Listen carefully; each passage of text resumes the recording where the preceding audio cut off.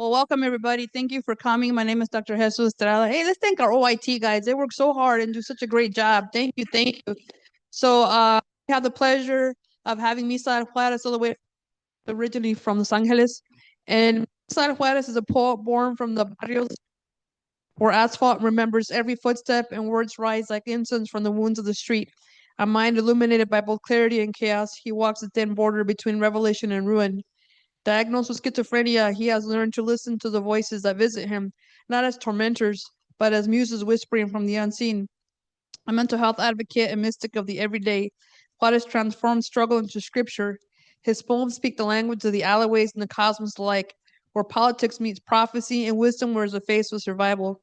He writes not to escape his mind, but to inhabit it fully, to turn disorder into rhythm, anguish into light.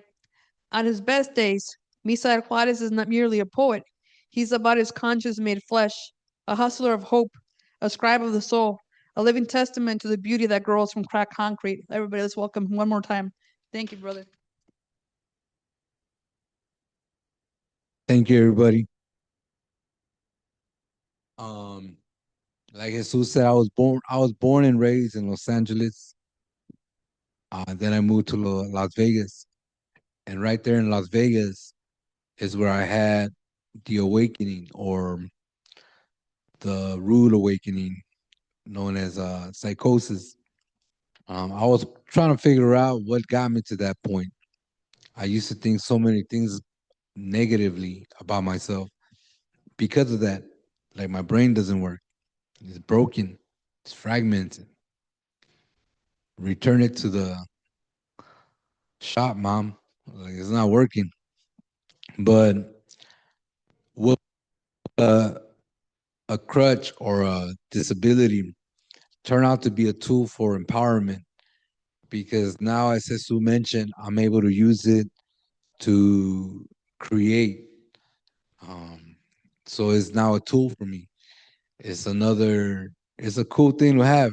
I think now.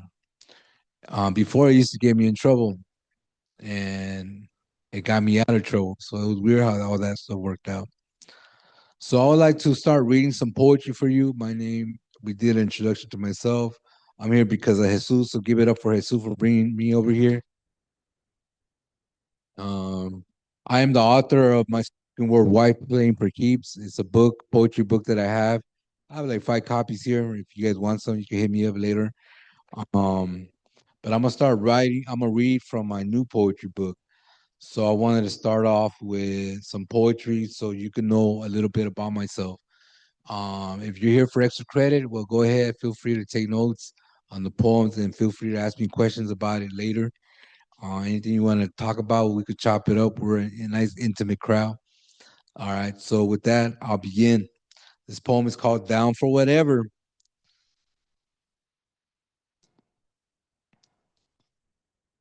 This cold night, I'm aware of her beautiful stare.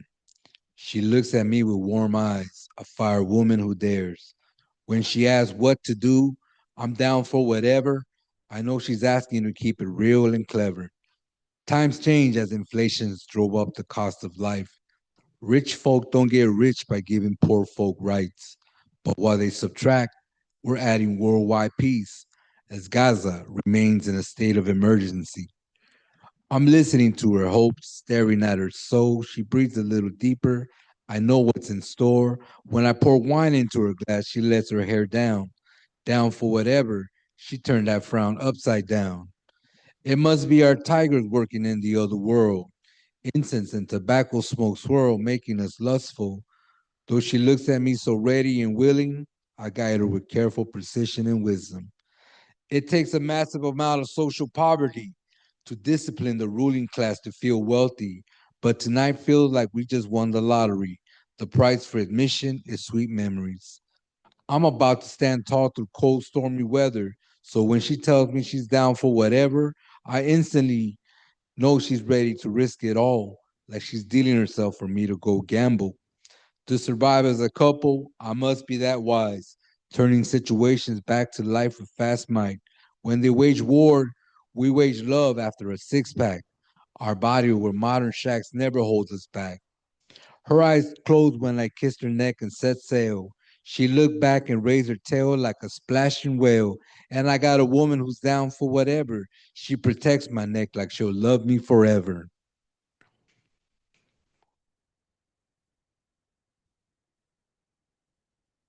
Thank you. You guys are a wonderful audience. This one's called A Star in the Barrio Loco. A star in the barrio loco, putting in work. My story is unheard of, been off the record. When I speak, it makes my people want to riot. Silver tongued poet, but I'm usually quiet. They try making me an example, but lost. I'm rolling too cool. Women stare like, what? Where's that fool going? A question from sisters. It's not on the map, it's only seen by the birds. A star in the barrio loco. They love to blame. I ain't alone in this. Bow to and kiss my saint. I'm banging speakers for the working class people. I bought a burrito, even though you're illegal. Los Angeles is my turf. I shed blood here too, but my mom's tears cleanse it as I claim my true roots. The system doesn't tax the rich, so they buy yachts. Freedom is paid for by the poor living in shacks. The voices in my brain have no respect for names. I think about past heroes and the street fame. I'm actually credible, such an awesome fool, bringing seismic energy with full throttle grooves. I boost unsung heroes of the past and future. They were sacrificed by for hype by rich imposters. I find it funny my life's displayed as cold, but their big money and lies can't buy what I hold. I like your cherry bomb on the 4th of July, a prize for the woman who stole my heart all night. The ghetto is shining with talent and wise raps. I'm a sailor with a pipe that hustles the map. Rose up though they wanted me down with a 12 gauge, rhyming for streets like cold sage on a rampage. I'm a rebel doing my thing nice and easy. Like blue lightning, I appear over the city.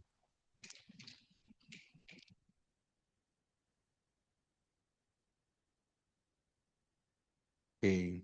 This one is called Barrio Monster.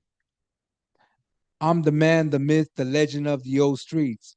A bad hombre to some, a security breach. The writer who swung with fire and Molotov flare. Radical poet known as the Barrio Monster. Everybody wants some, everybody dissing. I'm howling for some love, but it's always missing.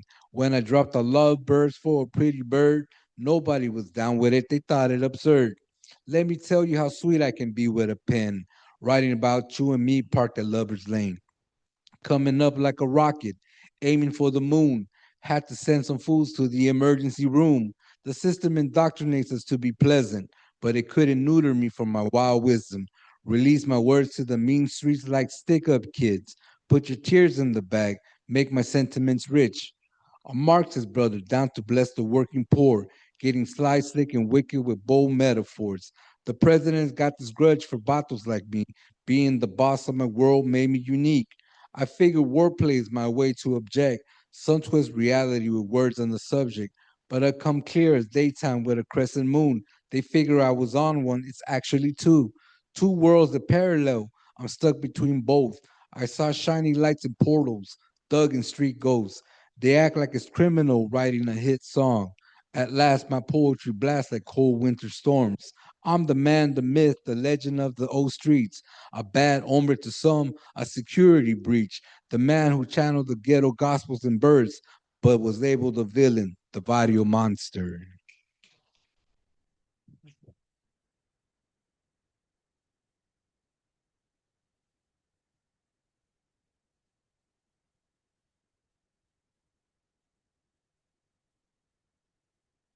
This one's from my book, my spoken word wife. It's called Like It's Witchcraft. She's the MC who writes it down like it's witchcraft. When she licks her lips, softening a vocab crash, it's like hearing waves rolling onto Cali shores. But I'm the daring surfer with the boogie board. If I ever meet Destiny, she spit like that. I want her to scream and shout my name when I rap. I'm on the great quest to get more bounce to the ounce. but watching three orca whales rise had me wiped out. Some folks who act like my comrades are ruthless villains just because we're from the Harbor Street Code chillin', and her cool story contains glory and thunder because I delivered the craziest number. She sits at home smoking, wearing just pantyhose, exploring a game of wits. That's a life hustle. We play lyrical chess and checkers having fun, eyeing my every move with a cold, daring response. She's street poetry, a shooting star, and much more. We're the poets engaging in gun battle wars. When we ride, we light up the night with metaphors. But her honey words knock me out to fly. The revolution blesses with strong alchemy, blocking magic to be fast against enemies, defeating the odds with a sweet praise to God's word. But we're smoking peyote with Wicho and Masters. They're trying to install fear till we're all trembling. But fear is not of this earth, so we're battling because we're heroic philosophers and warriors, bombing their concept with kinetic static words. She's gifted to place a bet on the man she loves, gambling with the sixth sense to soar high up above. With her on my team makes me feel that I'm so blessed. We recite for all the children who live oppressed.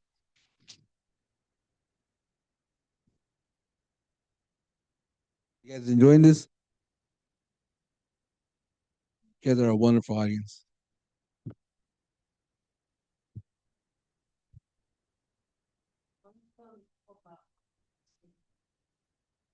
Okay, I'll take a break here before I go on and tell you how these poems came to be. Well, I started writing when I was 16. It happened right after my friend got shot and killed. Uh, I didn't have no one. I guess I didn't have the normal conversations with my friends after that. So I just went home and I felt like I had to get something off my chest. I needed to tell somebody, but I started writing it down. I didn't want to tell my. I started feeling like somebody wanted to kill me, which is probably true because I was in the gang scene in Los Angeles. But I wrote down somebody wants to kill me, and I tried to rhyme it. I started writing about stuff that was happening in my house and in the streets and in my family, and I never told nobody about it. I just always thought about that. I always thought about that I did that. Um, I think I had a dream where this person told me you should do it again in my dream, and I tried it again. Um, Years later, I get stabbed myself. Um, but I'm seen by a community organizer. This community organizer extended an opportunity for me to attend the California State University of Los Angeles. Um, so I got through a special admission program that only admits 5 students who don't have traditional grades to meet that are required for the school admission. So I was accepted through a special program, and through there I got mentored and I got professors that taught me how to think and write, how to express myself, how to use the grammar, punctuation, and things like that. They would tell me things like, "Wow, it's so amazing! You're such a great writer, but you can't write." What does that mean? It's a contradiction.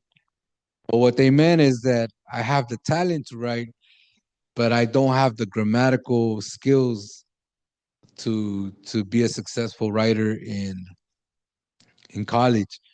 So that's what they meant. You can't write for shit, like so I needed to develop those skills, not just to be successful, but I needed to survive this world of academia.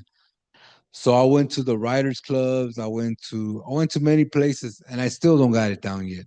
I learned some few tricks, so I learned that I could hold my own on some pretty decent conversations. On my Facebook posts, I make sure I have those commas and those punctuations. I don't know, something about that like it stands out for me.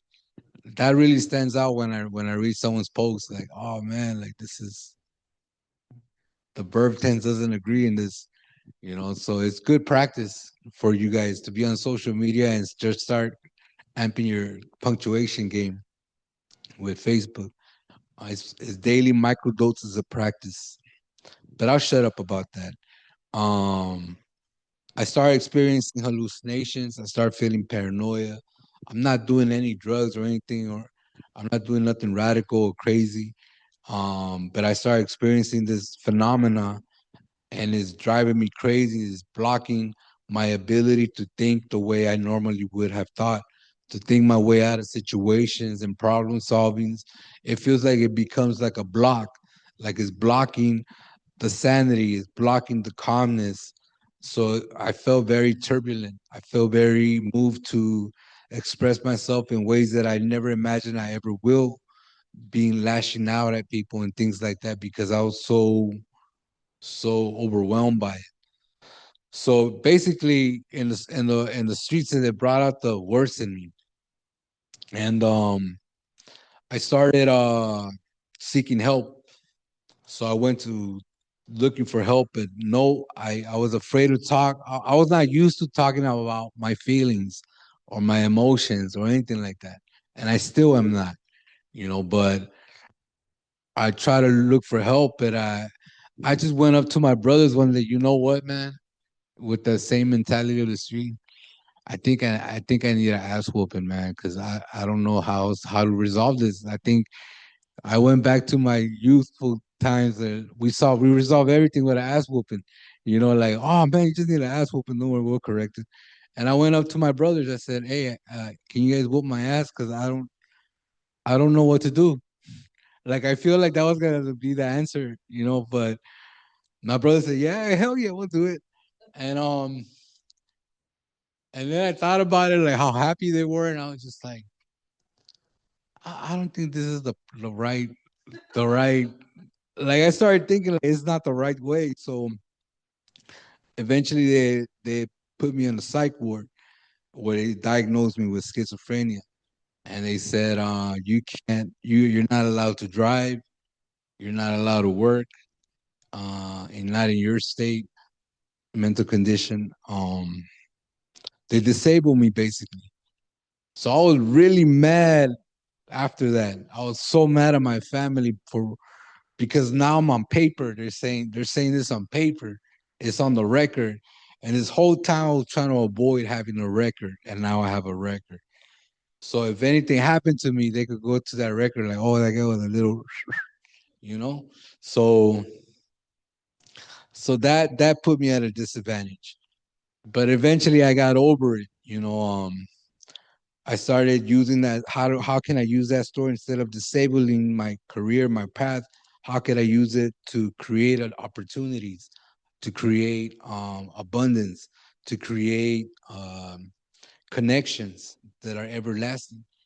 And by telling my story here and there, I was able to connect to people, and I started seeing the mental health aspect not as a prevailing industry, but as something that needs intervention by the real people that have mental health issues, because a lot of people that don't have mental health issues are just making money off of it. They're just pimping the mental health system. But if we were to truly go to like Skid Row and places like that and really get those people to really do what they got to do, we'll have some real deep conversations about what mental health is. So and now the auditory hallucinations that I'm hearing, they start settling down and they become clear. I start hearing clear messages, and I start writing them down, and I start rhyming them. And they talk in rhyme for some reason.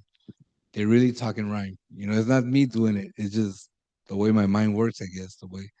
So I just write the rhymes, and I try to edit it and make it musical. There's things that I have yet to learn, but I'm willing to learn more things, like things about quantum physics and things like that. I want to enroll in more classes and things like that, just so I could explore more venues, more avenues. Yes, sir.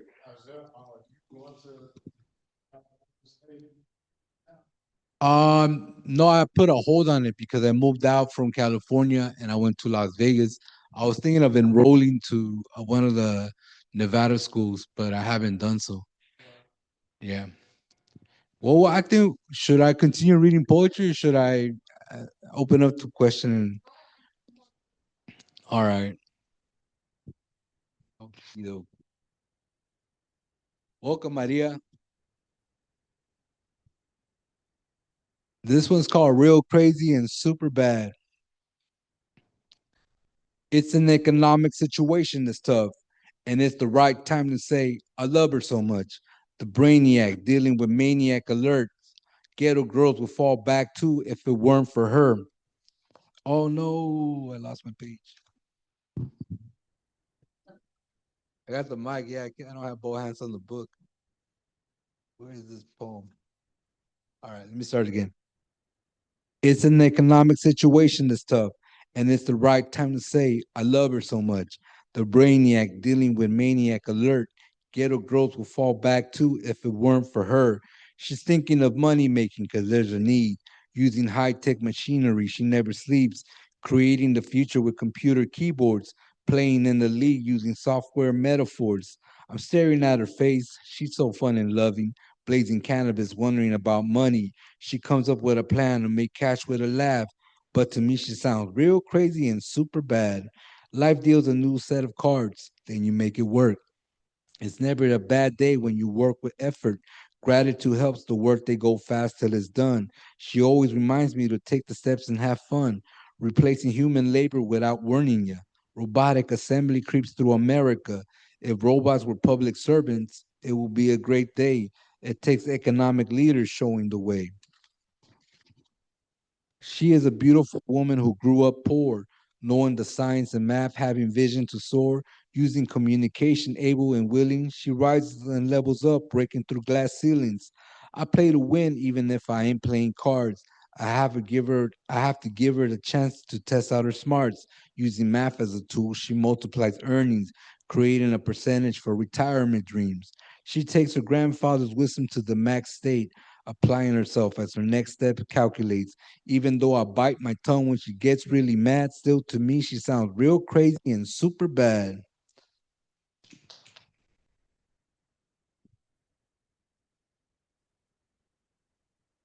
I think I'm ready for question and answer. Oh, okay. It's also the key poem for that collection.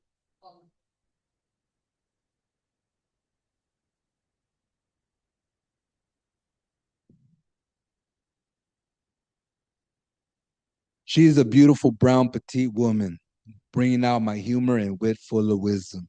I'm speaking about the poetic Barrio Goddess. She rules my heart and brings out loving comments. I'm inspired by her soulful, loving nature, pleasing her with words that spell out raw danger, and writing about her bright world is easy. Every word filled with light, bringing her home to me. Yet sometimes the world spins like an oldie record, and she's a chola singing through stormy weather. I never surrender to her imperfections. I'm surrendering to her will as a blessing. I penetrate the world with an infinite look. She purposely looks like a dork with a book, while I'm planting a tree in every neighborhood, making it up to nature for the paper she took. Her world is like a still, soft, and sweet melody. And like a detective, I solve a mystery. I'm on the edge of discovering my real gifts, seeing my destiny without the crucifix. I hold her hand and I get more respect, forever feeling like this book is my mistress. I see her pain was never meant to be so, but like the river, she is owning true flow. She's the best hand I ever had, so place your bet. Playing my hand like every star depends on it. Her smoke protects me from evil grins, blowing smoke as I flip the wild aces to win. Living on the edge makes me dangerous as they give awards for making bold statements. I celebrate her style at LA Open Mic with this dedication to my spoken word wife.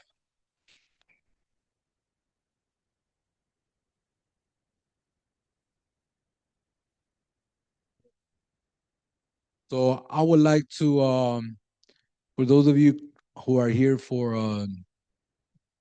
your extra credit assignment, I would love to take some questions and give you some answers and progress a type of topic in Discord that will help us all understand poetry, life, and the things going on in this world a little more deeper. So, with that said, does anybody have a question they would like to ask? Yes. Oh, you want to give them the mic?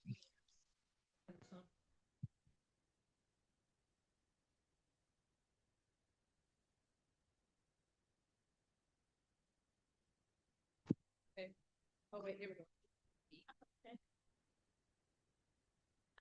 When you first started writing at 16, did you ever stop and come back to it, or was it something that you continuously did throughout your life? I stopped and I came back to it. Yes. I stopped because I wrote a poem and I shared it with my mother. My mother read it and she started crying. And once the waterworks started happening, I said to myself, I ain't doing this again. I'm not trying to make them cry. You know, I want to make them laugh and giggle. But I did not realize that what I wrote was very important. And to me it felt like I said something great, but that was not the effect that I wanted to do. I didn't think that was gonna make her cry, and I didn't want to see my mom cry. So I came back to it afterwards. Wanted to kind of make a statement that when I was living in Vegas, I went through like a spiritual awakening too because so I used to be like hustling on the strip, man. You know what I'm saying? Something just for years, you know what I'm saying? And something just snapped me out of it, man. And then I lost my mother, and I've been like on the journey, which is why I'm in the school now. And I haven't been back to Vegas in like 5 years, but that's where my kind of spiritual awakening started at too. Was out there, and I don't know what it is about the land out there, man, but there's something spiritual about out there in the land in Vegas. If you live there, so you know what I mean. But yeah, I think that's a great thing for you to be able to, come from where you come from and kind of find your way out. You know, that's kind of similar to a lot of people's story growing up here in Chicago because the gangs are real present here as well. Just kind of like LA. You know what I mean? So, kudos to you. Congratulations for you to be coming and going to different schools around the country to express yourself and kind of show everybody where you came from. Yeah. Well, hey, cheers to you too, man, because losing a mom and then coming to school, moving places, location, and you sound like you're from the hood, man. Yeah, You know, I don't mean to stereotype, but you sound like you've been through stuff. know over 100 people that's died by homicide. You know what I Mm. mean? And I sat and counted one day. I got to like 90, and I don't even know about the people that I forgot. You know what I mean? Because I know so many people that's been killed. You know what I'm saying? But yeah, for sure, man. Yeah, man. Well, thank you for being here, man. Yeah, for sure. I appreciate that. Yes. Hello. It's so nice to be here and to hear the poetry, and we appreciate you sharing your creativity with us. I just wanted to ask, how does your poetic energy you move from one creative moment to another? What inspires you, in other words? Oh man, people like this young man that just spoke. He inspires me. Like he inspired me right now to get more into this path. And people like yourself who ask such a beautiful question, you know, in such a and your dialect, your style of speaking. Like I know it's not from here, and I know you made an effort to learn the language to come here to ask questions about stuff like this and other stuff. But one thing that inspired me is my mother, my daughter, my family, and all my great grandkids that I'm gonna have one day, and all the ones that I'll never get to meet. They inspire me. I have them in my heart when I write poetry because I think about them. I'm able to expand my vision to all of those people and honor all those people that are not here too. So that's why I like to talk about love. But I want to mention Gaza. Something's going on with Gaza in my love poems. I like to talk about math whizzes, but I want to talk about hey, the system's corrupt too. So I want them to know that that was my position. That's my conscience. I feel like as soon as you publish something, it becomes part of your lineage. It becomes part of your things to that your kids can inherit, like your published work. Um, that's why I'm very happy to have met Jesus Estrada, who was able to give me the leverage to get to be a published poet and things like that. All right, man, have a good one. Thank you. Yeah, but all those people um inspire me. You're welcome.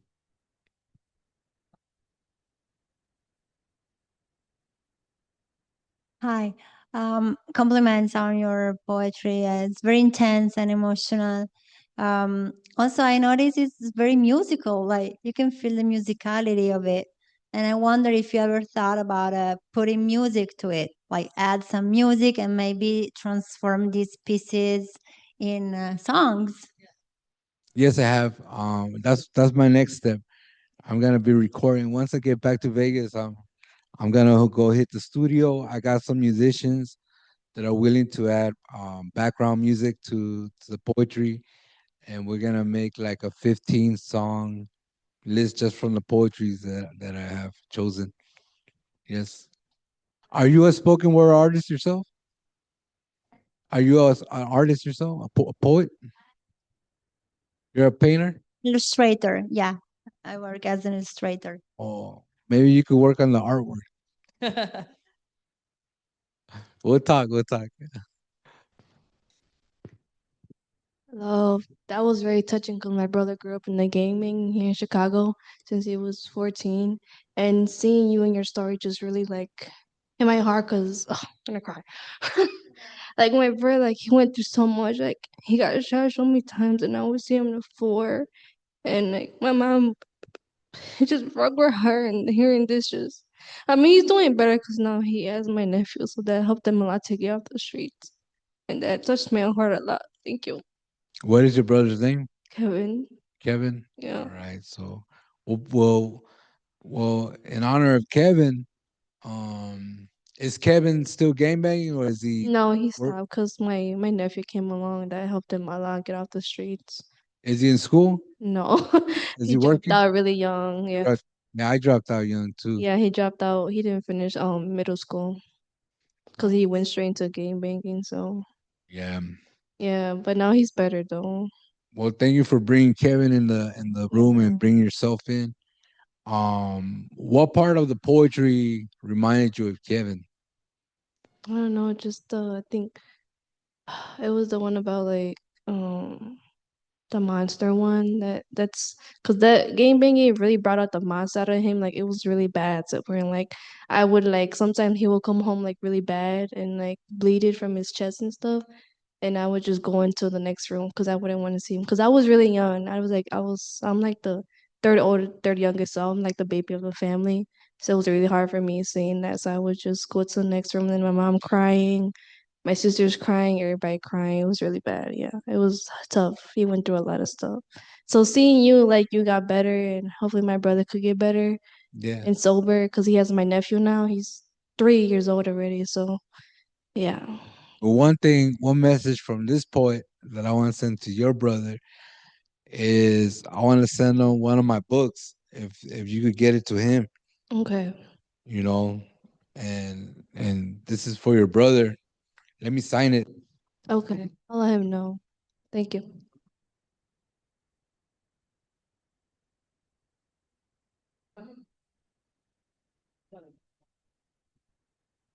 You could read it. Okay. If I cry about it, but it's Give it okay. to your brother. Tell him it's for me Okay. or another homie from LA.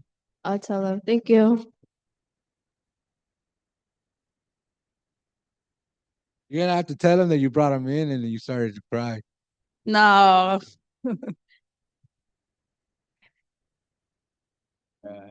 I know how brothers. I know those brothers that you were crying. All right, so we got another question.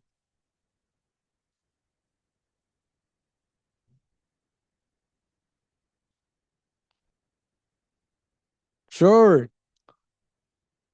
How many of you are know somebody that writes graffiti?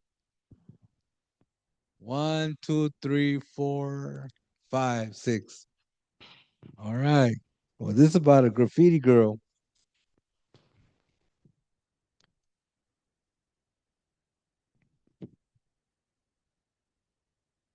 She wears a pink hoodie and lime green shoes.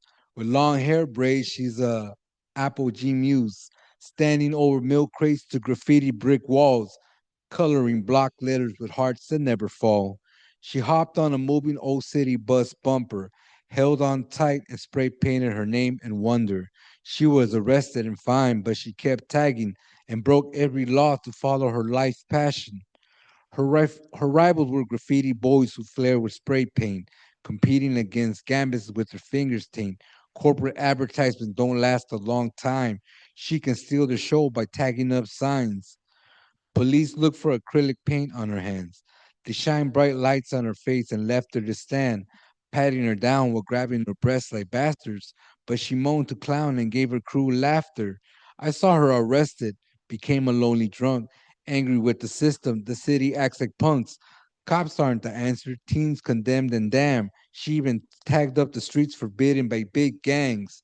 Someone is kidnapping indigenous women. She hit the streets to alert us with raw wisdom, representing graffiti tribes and their gambits, dodging route parades and corrupt rampart badges. She made a song to describe fat aerosol spray tips, how to flare her concepts like letters when she spits, able to flip street knowledge to the rhythmic beats. She quickly made money and now she leads the streets. The moon is her best friend and the only lighting. She rattles cans, she's bound by guerrilla fighting. She's moving as a streetwise graffiti ninja. When she spray paints her name, she hollers at all of y'all.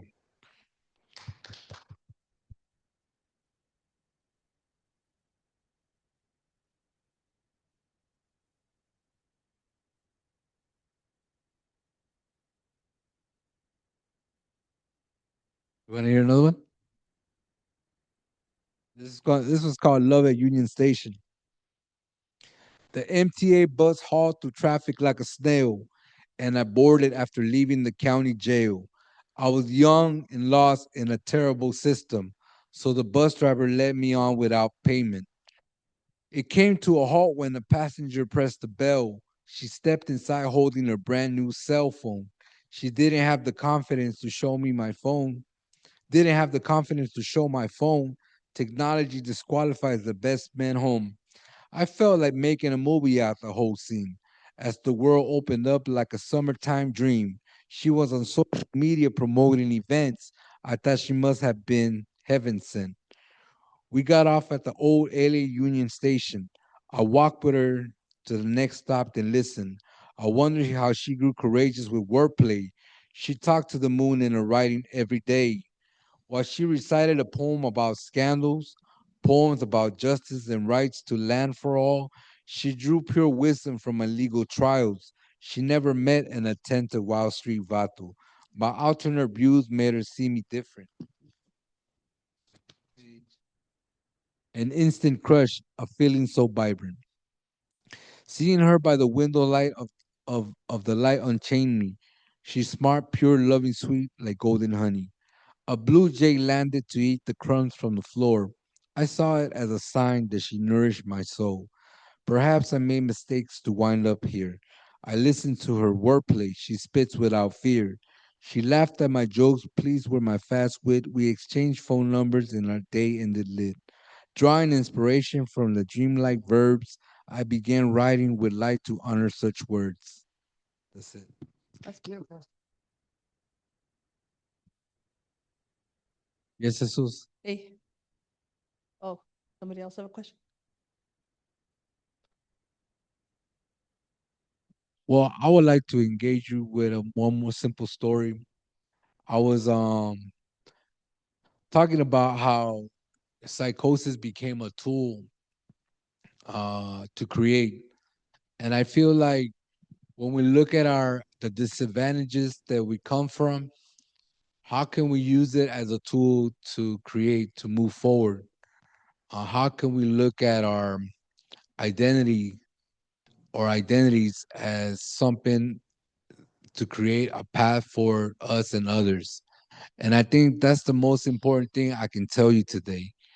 Um, it takes a lot of work, a lot of writing, to get published, but I think it's now easier than ever before.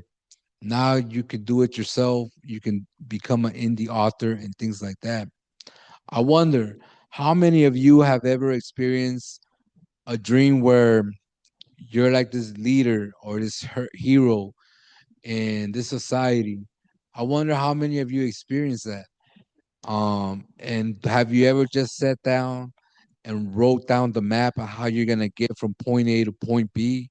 What kind of adversity were you dealing with at the moment when you were thinking of that?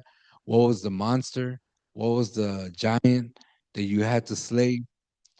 I think if we look back at our struggles, we will definitely understand the way we were positioned back then is not the way we're positioned now. Some of us are a lot stronger. Some of us got hit by other forces in the end, but we're still standing. We're still here, present, being who we are. So I want you to really think about that. That's the message I want to leave you with. How can you use your identity as a tool to create? And many of you come from working class struggles. So I definitely know you come from your dad, your mom, your grandma, your grandpa, they all struggle. And how do we how do we evolve in such a way that we're able to hand out tools to our children so they can deal with the struggles that the future has for them? Um, I'm not cursing their path or anything. I just want you to really think about that you have something in you that could that could make things a lot easier. Like the song says, "Ooh, child, things are gonna get easier." You know, and I just want to leave you off with that.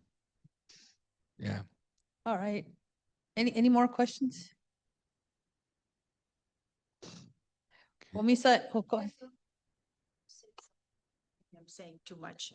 So I'm sorry, maybe I'm speaking too much. Sir, what you just shared about the difficulties and the certain, psychological situations that so many people in this world experience. This is such a message.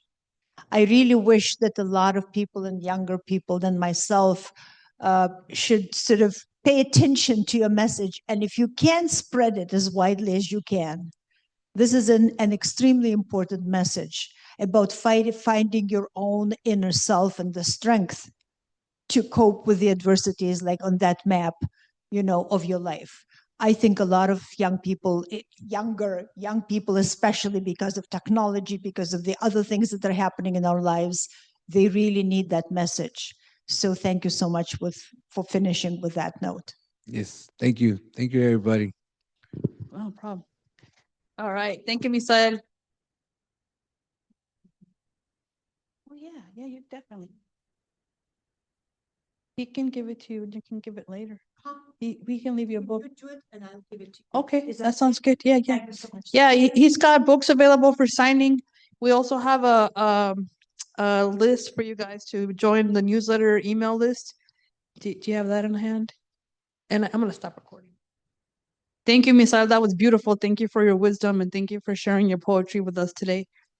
There'll be another event tomorrow at 2:00. I have two other writers coming via Zoom. They're gonna talk about the formation of Black revolutionaries in Detroit. So hopefully y'all can come to that. I only had 2 more books.